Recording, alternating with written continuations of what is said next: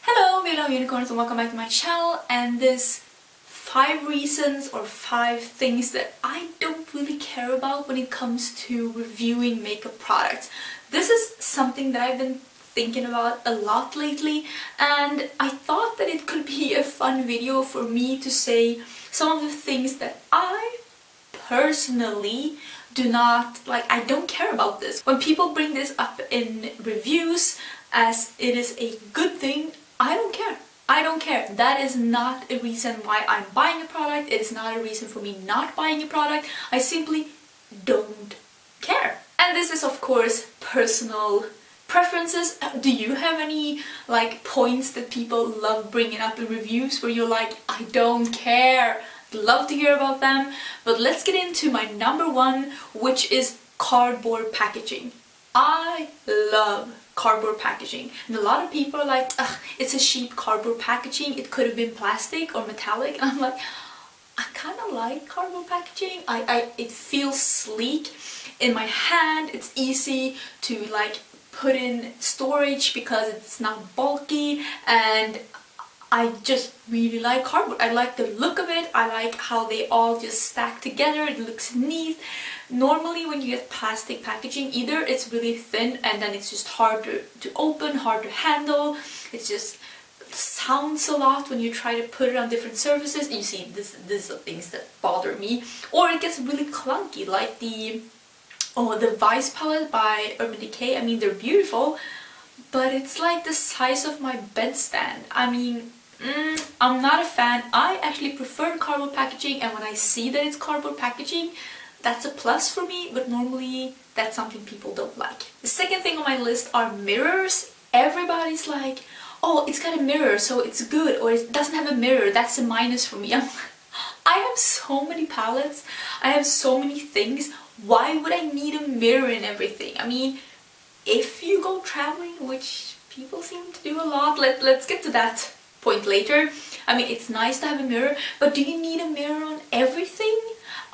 Let me show you one thing. A while back, like a really long time back, I saw somebody doing a review of these blushes by H&M Beauty. Beautiful little blushes in compacts like this, small, and she was like, yeah, I don't like that it's not a mirror in it. I'm like,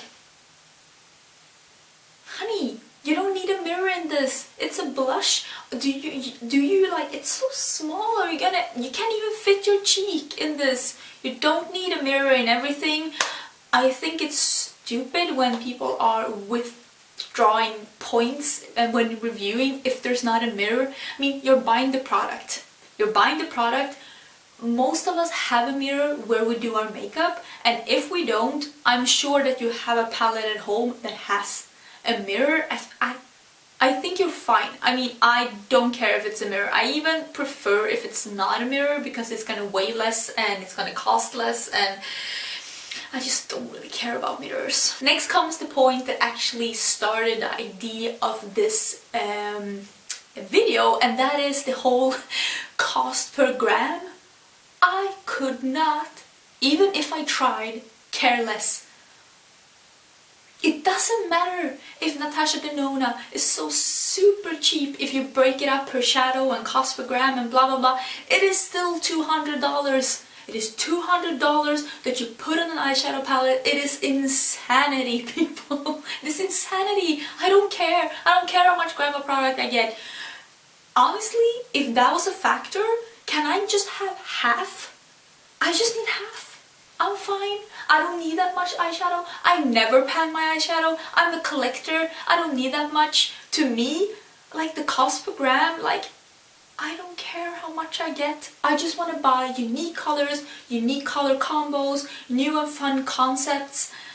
I don't care the cost per gram thing. Of course, I don't want to get like a sliver of product, but it's not really a factor, and I hate, loathe when people are using this as an excuse that you should buy a really expensive eyeshadow palette because if you break it down, it's only costing you this per gram. No, you're still paying $200. It doesn't matter how you break it down. It's $200, okay? That's it. And the 4th point is one of the ones I mentioned just before, and it's like, it's good to travel with.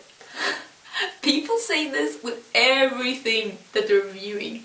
How much do you travel? And like, I travel a lot, to be honest. I do travel a lot. I mean, I leave the country at least 3 times a year, sometimes 4 or 5 times a year.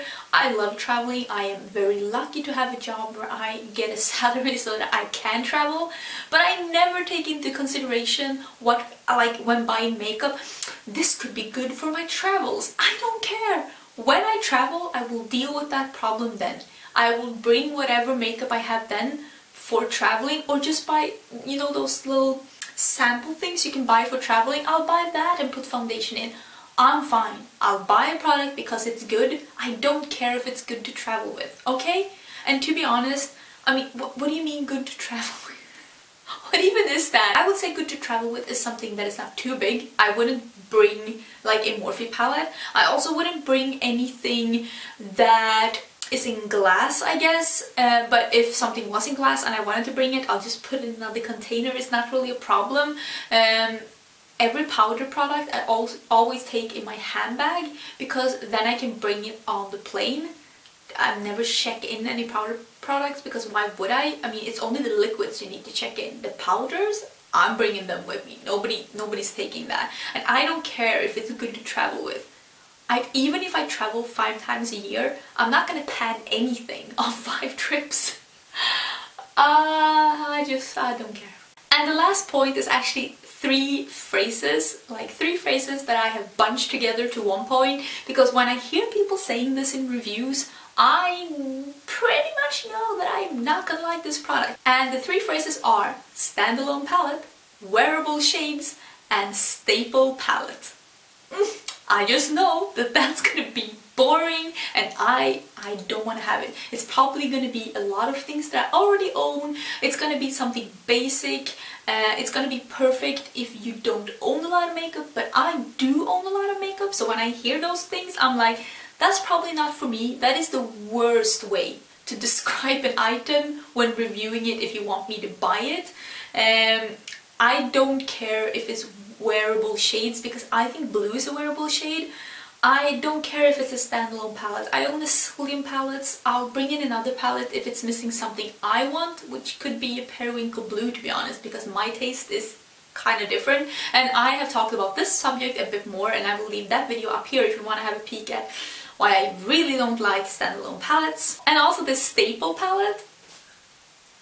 Staple palettes are always a warm neutral palette. And that is not my staple palette, and I don't like that phrase when reviewing, because that is not my staple palette.